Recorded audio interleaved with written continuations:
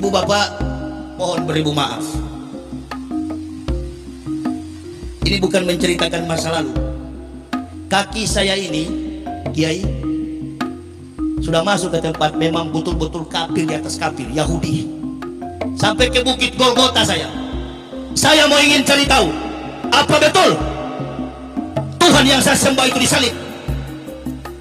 Jawabannya apa? Bahasa kumpet saya pakai. Tale plus superstition becomes nonsense. Dongeng tambah tahyul sama dengan omong. Nggak ada.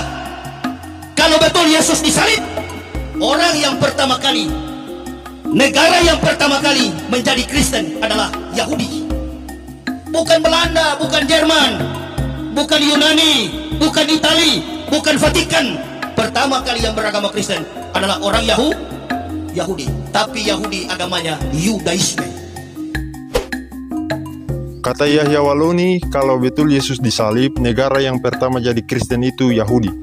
Nah, bagaimana kalau betul Yesus disalib, negara yang pertama jadi Kristen itu Yahudi, sementara yang menyalibkan atau yang membuat Yesus itu tersalib adalah orang-orang Yahudi atau mayoritas Yahudi pada waktu itu.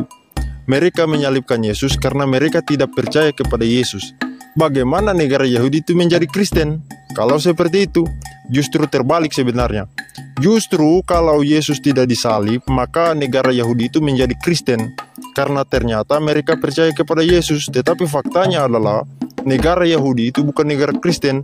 Karena mayoritas Yahudi itu menolak Yesus. Bahkan saking bencinya kepada Yesus, mereka menyalibkan dia. Ketika Pilatus bertanya kepada orang-orang Yahudi itu, orang-orang Yahudi itu berteriak, salibkan dia, ya, atau salibkan Yesus itu ya. Jadi seperti itu. Nah, mengenai Yesus disalib atau tidak, memang Islam dan Kristen itu berbeda pandangan. Menurut Islam, Yesus tidak disalib, tetapi menurut Kristen, Yesus disalib. Nah, mengenai Yesus disalib atau tidak, di sini saya tidak akan berbicara menurut Islam atau menurut Kristen, tetapi saya akan membacakan catatan seorang sejarawan Yahudi yang bernama Flavius Josephus. Kesaksian Flavius Josephus tentang Yesus yakni pada Antiquities 18 ayat 63 dan seterusnya sebagai berikut.